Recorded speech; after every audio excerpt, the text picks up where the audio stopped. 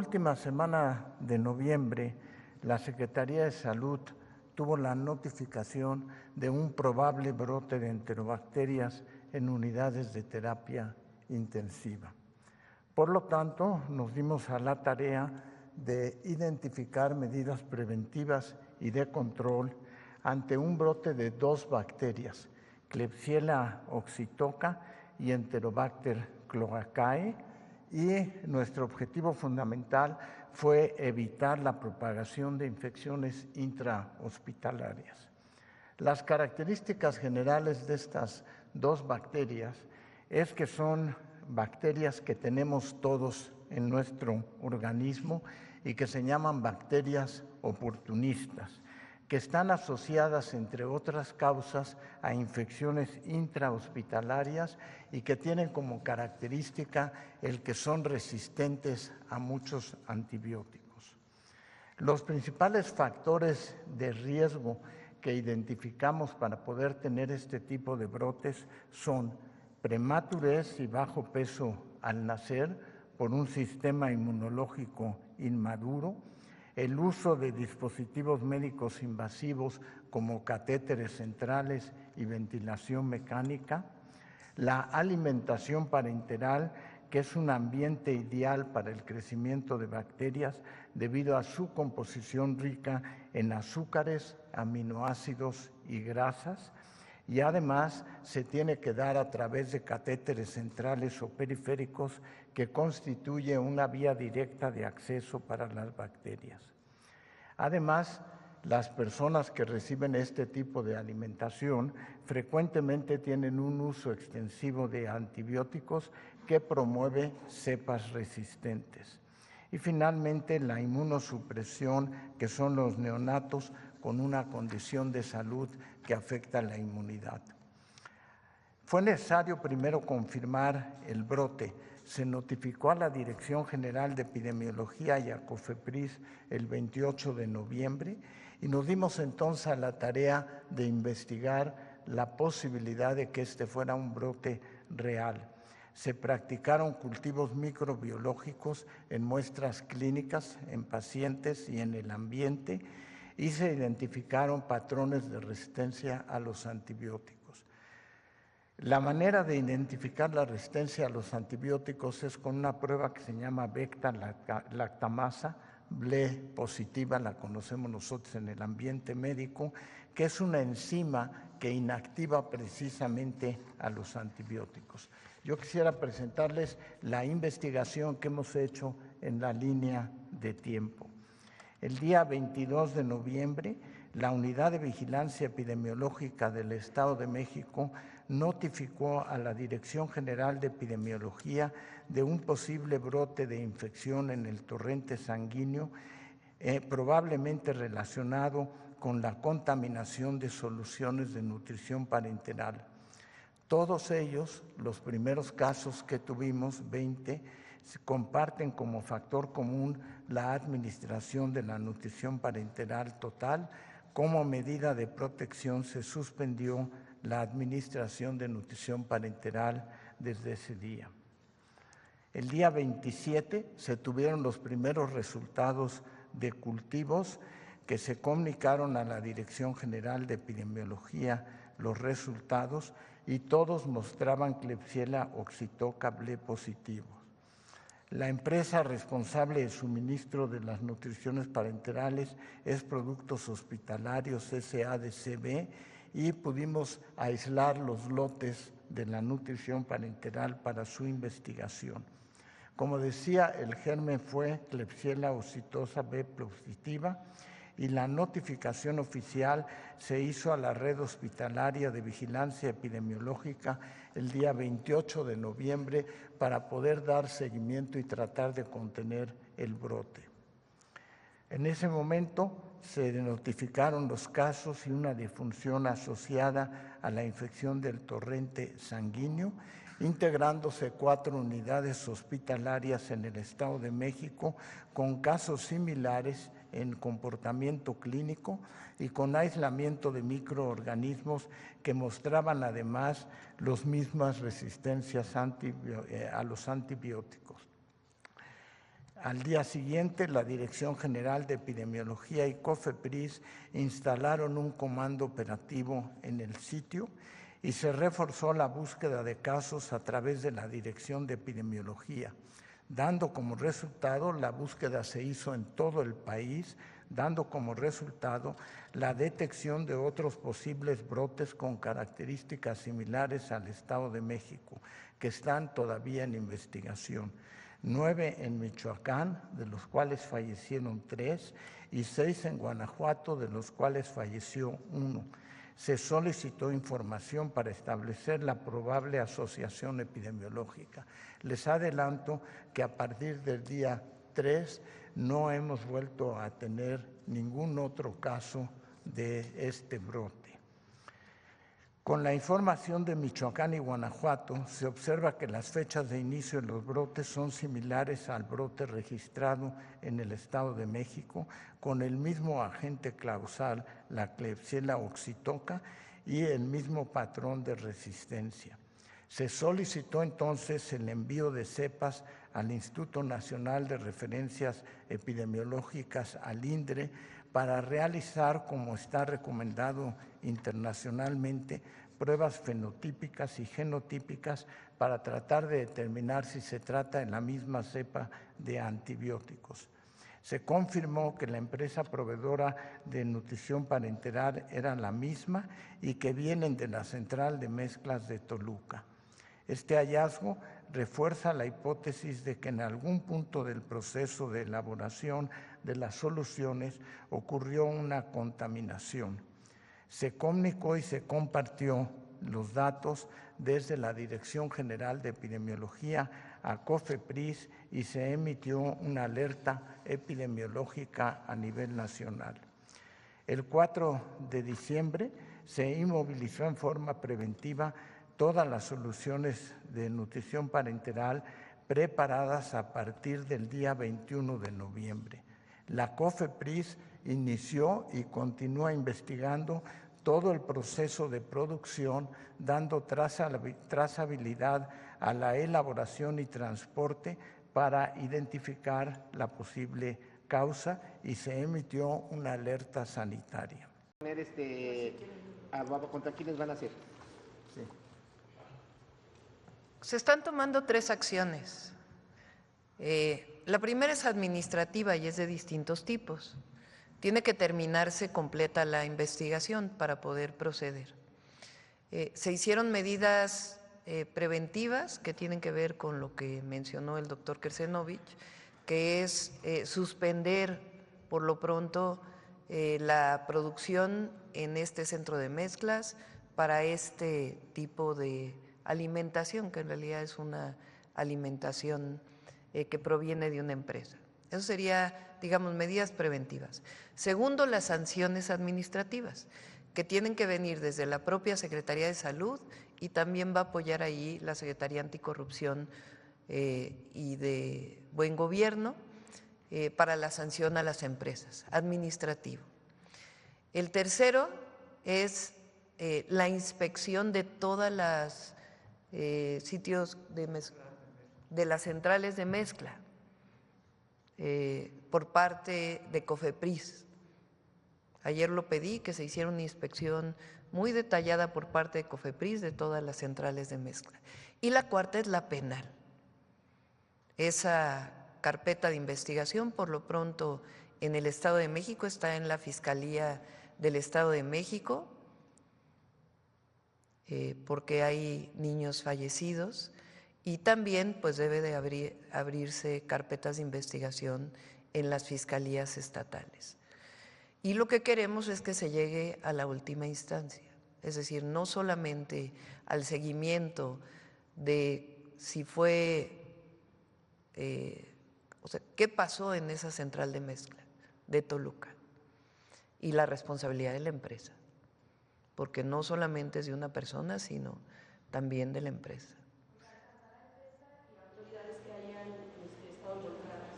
Autoridades es difícil, porque lo que se hace es que se recibe y como normalmente se hace el procedimiento, de todas maneras tiene que darse la investigación, pero la hipótesis hasta ahora que tiene que demostrarse pues es que venía contaminada estos lotes que se produjeron en una central de mezcla en Toluca de una empresa. ¿Perdón? ¿Qué sanción correspondería? Ya lo vamos a informar. Tenemos que revisarlo con la Secretaría de Salud. Tiene que terminarse la investigación, pero tiene que haber sanciones porque aquí se perdieron vidas de niños. No, a través de COFEPRIS, de las vías normales, pero las investigaciones administrativa y penal continúan. ¿Quién pues dejó pasar o quién estaba a cargo de la vigilancia que no estuviera contaminado precisamente ese medicamento? ¿Cómo es el procedimiento de las pruebas Para que se pueda decir que existe un brote, les recuerdo que la Secretaría de Salud tiene la Dirección de Epidemiología. La Dirección de Epidemiología recibe cotidianamente los reportes de casos infecciosos del país. Existen bases de datos de lo que va sucediendo. Cuando en algún evento ocurren cuando menos 2 casos de bacterias oportunistas, porque tenemos infecciones cotidianamente, pero hay bacterias que nosotros les llamamos oportunistas. Les decía yo que dos bacterias que presentamos son comensales que tenemos nosotros en el propio organismo y que normalmente no causan infección. Muchos de ustedes pueden tener esas bacterias, pero no tienen una infección por esas bacterias. Cuando aparecen 2 casos, entonces la Dirección General de Epidemiología recibe la notificación y entonces cuando empieza la investigación de que no vaya a ocurrir un brote. La Dirección General de Epidemiología es precisamente el órgano que tiene esa función de vigilancia. Todos tenemos esas bacterias, pero no tenemos un brote de enfermedad. Entonces necesitamos ver qué es lo que sucede y por eso hablaba yo de los factores de riesgo y de estar pendientes. ¿Se pudo haber dado una mala praxis dentro de los propios hospitales? Sí, pero es muy difícil, precisamente porque el brote ocurre en distintos hospitales. No viene de un solo hospital con una fuente. En el Estado de México son 4 y en los otros 2 estados son 2 por cada estado. O sea, estamos hablando de 8 centros hospitalarios. Muy difícil que sea por una práctica de alguien que esté contaminando las muestras a la hora de aplicarlas. Pero de cualquier manera estamos tomando cultivos de todos, no nada más del ambiente. Sí, eso será a nivel de las secretarías estatales de los sitios. Lo importante también para tranquilidad, digamos, para certeza, es lo que dice el doctor, que se da ya a nivel internacional, de acuerdo con las normas internacionales, hoy podría cerrarse porque se aislaron los lotes, ya no continuaron estos lotes de donde venía la contaminación. Entonces, hoy debería cerrarse y la Secretaría de Salud decidió una semana más para poder cerrar, digamos, este brote epidemiológico. Entonces, lo importante que sepan es que ¿qué se va a hacer? La investigación, las sanciones administrativas, una inspección por parte de COFEPRIS de los centros de mezcla y por otro lado, lo que determine la acción de la justicia, de acuerdo a las carpetas de investigación de las fiscalías estatales. Bueno, como ven, hoy fue un día de mucha información.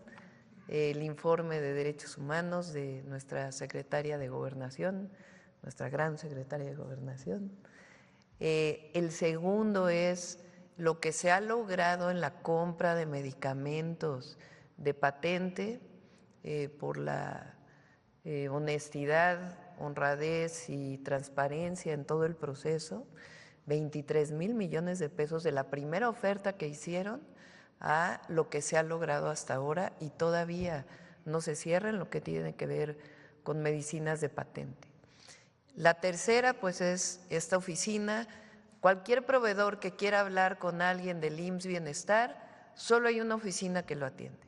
El director no los va a atender, no los va a atender la directora administrativa, no los va a atender nadie más que una oficina con total transparencia, con grabación, para que no haya ningún problema de algún hecho de corrupción que pudiera presentarse por un conflicto de interés entre un proveedor y alguna persona que los está atendiendo.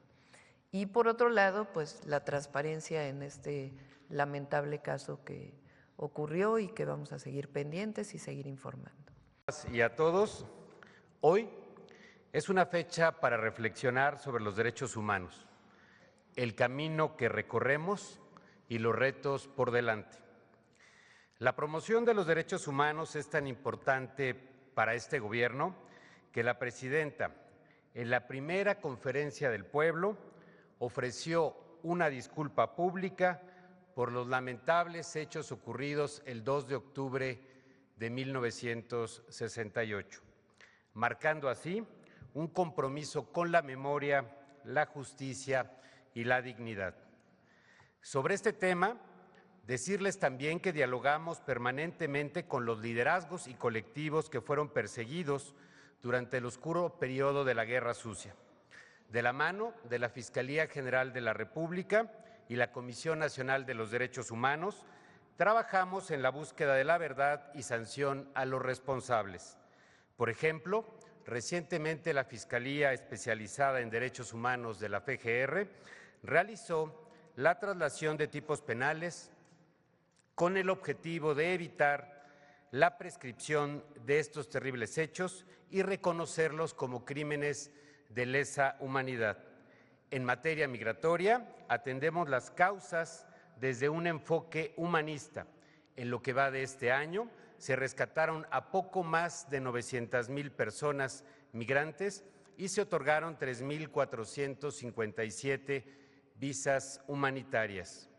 En materia de cooperación internacional, de la mano del Alto Comisionado de las Naciones Unidas para los Refugiados y de la Organización Internacional para las Migraciones, hoy se construye un centro multipropósito en Tapachula, Chiapas. Este centro busca atender de manera digna a las personas migrantes en el sur del país.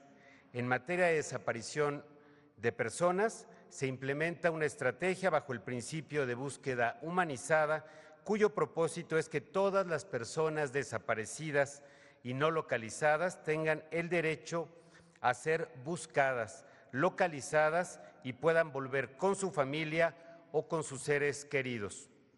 Para ello implementamos la Estrategia Nacional de Búsqueda Generalizada y se conformó la Red Nacional de Personas Buscadoras. Asimismo, se está mejorando el Registro Nacional de Personas Desaparecidas y no localizadas para hacerlo más eficaz y no volverlo solo una herramienta de búsqueda, sino un instrumento para reunir a las familias. Para garantizar la libertad de expresión y la defensa de los derechos humanos, el mecanismo de protección a personas defensoras de derechos humanos y periodistas triplicó sus capacidades de atención y respuesta durante el sexenio pasado y hoy se brindan medidas de protección a 2,337 personas defensoras y periodistas con sus familias. Para la atención a víctimas, tenemos inscritas en el Registro Nacional de Víctimas RENAVI a más de 10,000 víctimas directas e indirectas de delitos o violaciones a los derechos humanos, cometidos principalmente antes del 2018. Este año apoyamos a más de 4,500 familias con medidas de reparación, asistencia y compensación, destinando para ello recursos y acompañamiento. En el terrible caso de los 43 estudiantes desaparecidos de la Escuela Normal Raúl Isidro Burgos en Ayotzinapa, Guerrero, nuestra prioridad es y seguirá siendo encontrarlos, conocer la verdad y sancionar a los responsables con el uso de todos los recursos y la tecnología disponible para la investigación. Se trabaja en 5 ejes: búsqueda en campo, identificación humana, verdad y justicia, extradiciones y ruptura del pacto de lealtad criminal.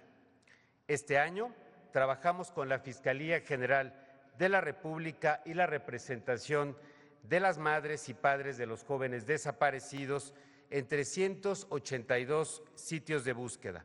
La Fiscalía tiene abiertas 135 expedientes y 152 personas son procesadas. La mayor parte de ellas se encuentran en prisión. Actualmente trabajamos con una visión renovada y con el uso de tecnología que nos permita avanzar en este camino hacia la verdad. Este gobierno tiene el compromiso absoluto de que ningún esfuerzo iniciado en la administración pasada sea abandonado. No habrá carpetazos.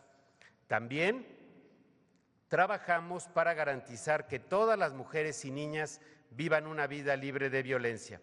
De la mano de las entidades federativas, implementamos medidas de atención, prevención y erradicación de las violencias. En 2024 hemos destinado recursos y asesoría para fortalecer los centros de justicia para mujeres, refugios, instancias para el adelanto de las mujeres y programas de apoyo en los estados. En materia de protección del derecho a la identidad, se consolidó la emisión de la clave única del Registro de Población CURP para personas de género no binario. Como nunca, trabajamos de la mano de la Comisión Nacional de los Derechos Humanos. En el último año, instalamos un mecanismo de seguimiento permanente de la atención de las recomendaciones dirigidas a la Administración Pública Federal. Participan, sin excepción, todas las secretarías y dependencias con temas abiertos ante esa Comisión Nacional.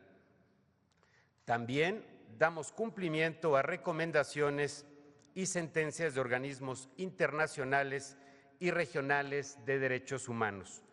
En los gobiernos de la transformación se han celebrado 17 actos de disculpa pública, se han firmado acuerdos de solución amistosa y se ha avanzado en el cumplimiento de medidas cautelares emitidas por la Comisión Interamericana de los Derechos Humanos. Estas son algunas de las acciones más importantes en la agenda de los derechos humanos, de los que tiene conocimiento y trabaja la Secretaría de Gobernación. Estamos seguros que si seguimos trabajando de la mano podremos superar estas violaciones y afectaciones a las familias mexicanas. Secretaria, Presidenta, desde la subsecretaría a mi cargo seguiremos trabajando con la gente en territorio, con las causas más sensibles y justas. Como nos planteó en sus 100 pasos, el segundo piso de la Cuarta Transformación tiene como centro a las personas y como eje el avance en sus derechos.